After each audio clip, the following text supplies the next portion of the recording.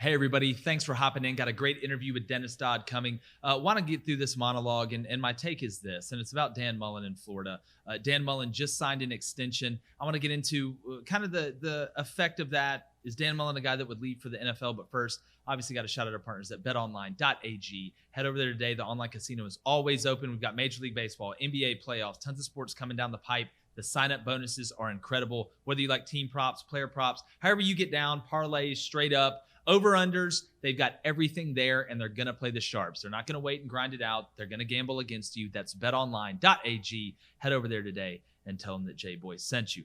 But Dan Mullen signed an extension with Florida. Mike White actually did as well, which I think has caused more chatter than Dan Mullen.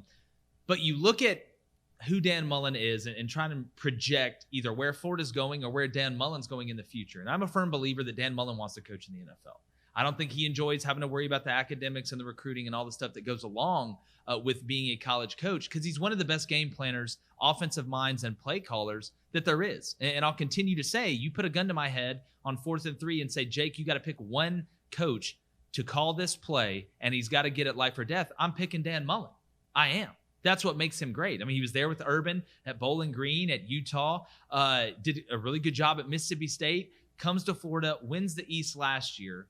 They beat Georgia, I know, got over the hump in that case, but it's still not looking good in that window as well. And there was some chirping last offseason about Dan Mullen and the Jets, and that it was something Mullen really wanted to do. So my whole point in this is I still believe that Dan Mullen will leave Florida before Florida leaves Dan Mullen. And now with an extension, it kind of proves that. But it does go to question, if you're a Florida fan and you believe that your coach may be halfway in the door, maybe halfway out the door, how really behind him are you? Now, look, I'm not saying it's going to affect Dan Mullen. He's still going to recruit hard. He's still going to try and make sure everybody's going to class and doing stuff like that.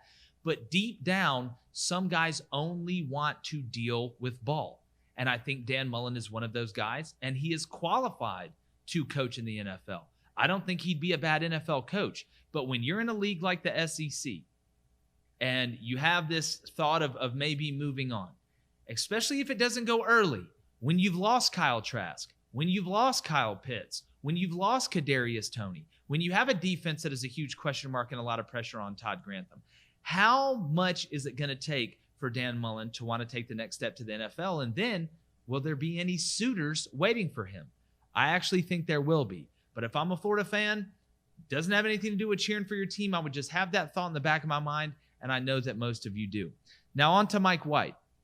There's a lot of Florida fans that have a problem with Mike White and the lack of success. And I do want to preface this with saying that Keontae Johnson was one of the preseason SEC Player of the Year, gets sick, isn't able to play. They still made the tournament, and he had that one good year.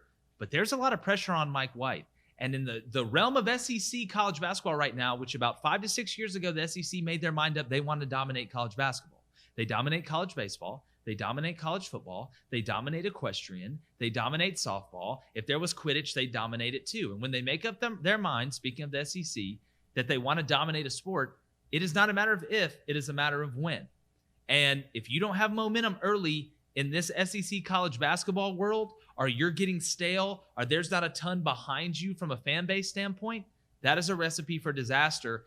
And this extension for Mike White really kind of surprised me. And it's not for 10 years or a lifetime contract, but to me, it's for recruiting. It's a show of good faith.